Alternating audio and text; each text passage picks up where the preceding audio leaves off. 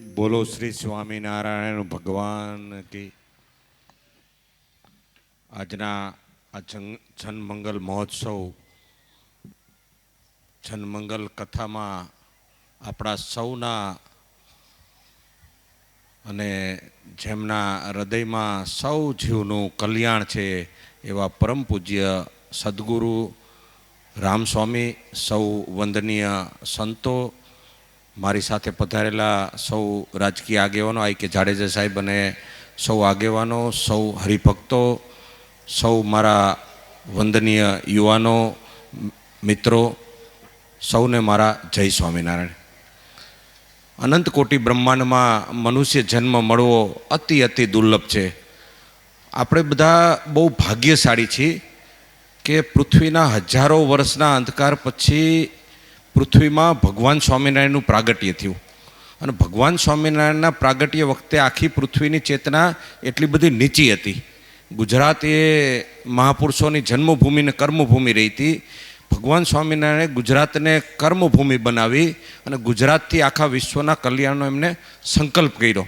અને એના માધ્યમથી એમને અનેક સંતોને કીધું કે એવો જીવ, હમણાં સદગુરુ રામસ્વામી કહેતા હતા કે ભગવાન સ્વામિનારાયણ શિક્ષાપત્રી અને વચનામૃત એવું આપ્યું કે પાતાળમાં બેઠેલો, એટલે લટકતો ભટકતો રખડતો જીવ હોય એ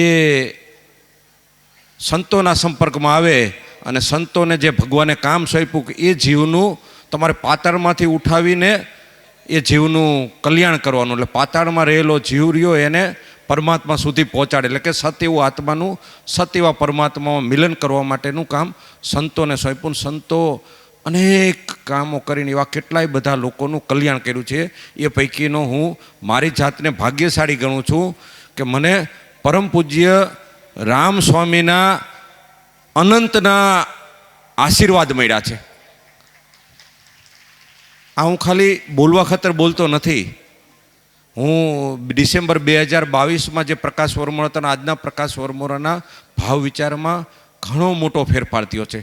અને એમાં જે સ્વામીએ એ કંઈ યજ્ઞ કર્યો હતો અને એમાં કેટલા બધા હતા ને એમાં એમને અંતઃકરણથી એવું કીધું કે આ તપ રહ્યું ને એ હું મારા પ્રકાશને આશીર્વાદમાં આપું છું અને એનામાં રહેલી બહારની અસુરી શક્તિ સૂરી બનીને મારા પ્રકાશના જીવનનું કલ્યાણ કરે.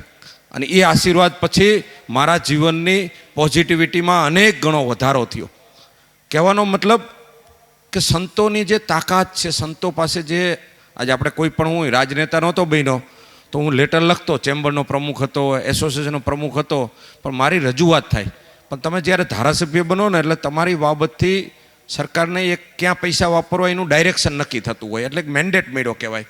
એમ સંતોને ભગવાનનો મેન્ડેટ છે કે એવું આત્માનું રૂડું કરી શકે, આત્માનું કલ્યાણ કરી શકે તે સંતો જ કરી શકે. તો આપણે બધાએ પણ આપણી જે આવક હોય એમાંથી આજે કોઈ પણ બાબત હોય બે રીતે વિકાસ થાય. એક ભૌતિક વિકાસ અને આધ્યાત્મિક વિકાસ. ભૌતિક વિકાસ એટલે ભૌતિકતા એટલે કે આપણે જે આપણી આવક હોય એમાંથી ટેક્સ ભરીને ટેક્સના માધ્યમથી ઇન્ફ્રાસ્ટ્રક્ચર બને, રોડ બને, બિલ્ડિંગ બને, હોસ્પિટલ બને, આ બધું ભવ્યતાનું નિર્માણ થાય. પણ ભવ્યતા સાથે એક દિવ્યતા, જો ભવ્યતાથી વિકાસ થતો હોય તો રાવણ રાજમાં ભવ્યતાનો તૂટો નહોતો. રાવણ રાજમાં ભવ્યતા એટલે સારામાં સારી રોડ વ્યવસ્થા હતી, સોનાની નગરી કહેવાતી હતી. પણ રાવણનું ઓડિટ કરવામાં આવ્યું ઇન્ટરનલ ઓડિટમાં, અને બહારથી ઓડિટર આવીને કીધું કે તારો નાશ થશે. શું કામ નાશ થશે? તો કંઈ દિવ્યતા નથી, અહીં સંતો નથી, અહીં પરમાત્માનું, અહીં તમે બ્રહ્મજ્ઞાન, આત્મજ્ઞાન, તત્વજ્ઞાન ત્રણની સાધના નથી કરતા. એટલે તમે ખાલી રાજસિક અને તામસિક જ વાત કરો છો, એ સાત્વિક વાત નથી કરતા, એટલે તમારો નાશ થશે. કહેવાનો મતલબ આપણા ટેક્સથી ભૌતિકતા ખાલી આવશે તો આપણે વિશ્વગુરુ બનવું, વિશ્વગુરુ નહીં બની શકી. આપણે સુપર પાવર બનવું એ આપણી કલ્પના નથી. આપણી કલ્પના છે વિશ્વગુરુ બનવું, એટલે કે વિશ્વગુરુ એટલે વિશ્વનું કલ્યાણકારી આપણો રાષ્ટ્ર બને. વિશ્વગુરુ, વિશ્વ સમ્રાટ, વિશ્વ સમૃદ્ધ ને વિશ્વ કલ્યાણ. તો આપણે જે ગુરુત્વની જે વાત છે એ ગુરુત્વ માટે આપણે ભૌતિકતાથી ખાલી ગુરુત્વ નહીં મળે. એના માટે આપણે આધ્યાત્મિકતા, જે આપણી દુનિયા કરતાં જે આપણે ઊંચા છીએ, જે આપણું દાયિત્વ છે એ આધ્યાત્મિકતા માટે આપણે બધાએ પણ આપણી આવક હોય એમાંથી ટેક્સ તો આપતા જ હોય છે સરકારને. પણ આપણી આવકમાંથી આપણે ટેક્સમાં કેમ આપણું સ્ટ્રક્ચર હોય, અબજોપતિ હોય તો એનો 40% લગી ટેક્સ હોય છે. પછી નીચે કરોડોપતિ હોય તો એનો 28% ઇન્કમ ટેક્સ હોય છે, 22% હોય છે, એમને ટેક્સ ઘટતા ઘટતા 12 લાખ સુધીનો માણસ હોય એ 0 ટેક્સ હોય. તો એવી રીતે જેમ આપણી આવક હોય છે એમાંથી જેમ આપણે ભૌતિકતામાં આપતા હોય એમ આપણને ભગવાને જે પણ આપ્યું હોય એમાંથી આપણે જે પણ સંસ્થા આપણને સારી લાગે.